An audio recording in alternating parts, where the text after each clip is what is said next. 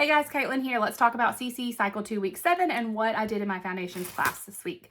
So for timeline, I have basically 6 timeline things that I do, and I repeat them every 6 weeks. This is we're at week 7. It is now time to repeat what we did in weeks 1 through 6. So you'll see stuff you've seen before as I'm sharing these. So this week we scrambled up the timeline cards. We just, like I've said before, we always go over them and the hand motions in our morning meeting. And then when I come back to my classroom, I usually go through them one more time with the kids, and then we do whatever activity. And so I just scrambled them up, handed them to the kids, and then they put them in order. We sang through it while they put them in order, and they just would put their cards in order. Super quick and easy.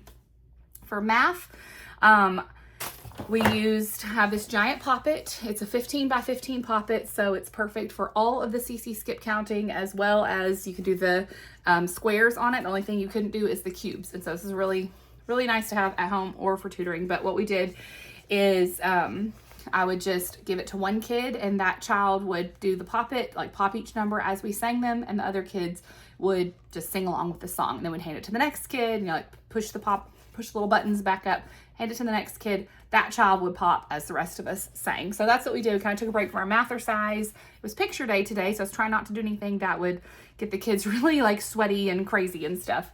But anyway, so that's what we did for week 13. For skip counting the 13s, not week 13. For geography, we just found them on the map. I had the kids write a big I, B, S, or A on the different peninsulas for Iberian, Balkan, Scandinavian, and Apennine. Once we found that, then we sang the CC Happy Mom song that she uses for this week, and kind of went around to each of the peninsulas and, got familiar with them, and used our little googly eye rings that we do here and pointed to the different peninsulas. That's what we did for geography. For English, we use the same hand motions that I've been using for several weeks every time we do pronouns, and that's just doing first person, second person, third person, as we said the possessive pronoun adjectives this week. So same hand motions, try to keep it consistent and help them maybe make that connection, the different types of pronouns, but they're all first person singular or second person singular of that type of pronoun. So that's what we did for English. For history, we did our standard hand motions from Driven by Grace, and then used the visual cards that we lined up, and I scramble them up, and then they put them in order on the whiteboard. So her hand motions were 1517, Martin Luther began the Protestant Reformation by printing the 95 Theses that made Popat Leo X excommunicate him. Later, John Calvin joined the Reformation. This is how it all began. So those are the hand motions that we used. For science, we also used Driven by Grace hand motions, and we did noise, air, water, land, thermal, and radioactive. And so after I showed the kids that a couple of times, I had 6 kids today. I usually have 7, but today I had 6. And so, and I knew one was going to be out, so I knew this would work ahead of time. But I assigned each kid one of the types of pollution. And so, they'd all gone through all 6 motions together, but then I assigned each of them one. And so I would say, what are 6 forms of pollution? And I'd point to the first child, who was noise, and that kid would say noise. And then the second child would say air, and then water, and so on. And so we did that several times. They had fun, like each kind of owning one of the types of pollution to say whenever we got to that. For Latin, same thing. We jumped through the agility ladder since we are on a new week of conjugation endings. And so I just lay out the agility ladder. I lay my little cards next to it. And as we sing the song, one kid at a time jumps through it. So our little memory hook we used for this one is that on a perfect day, we say "ee," like you're so excited about something, to help us remember "e istiot," and so on. Okay, that's new grammar. For fine arts, it's tin whistle, and that is exactly the same other than the song that we're doing for this cycle.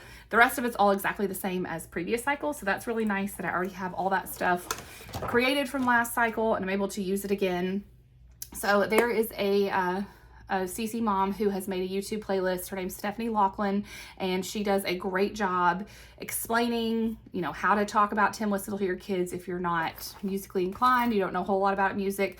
She's amazing. So I watched all of her videos last year and used that as the basis of my lesson planning, and then I'm rewatching them this year to refresh my memory because it's been a while. But basically I just follow what's in the guide and then add on a few extra things that she recommends and a couple of other things that I guess maybe I found somewhere else. But we start out singing the song, singing Mary Had a Little Lamb, and then we practiced, or we learned what the parts of the tin whistle were. All my kids already know mostly what they are, but we reviewed it, and I have this little visual that I put up on my board, and it has a little tin whistle song that teaches the parts, and so we sing that song, and we talk about like good posture and what are my expectations for them, and then I let them get out their tin whistles and play really crazy and loud. We talk about cacophony, and then we practice playing in unison, and we play some notes in unison,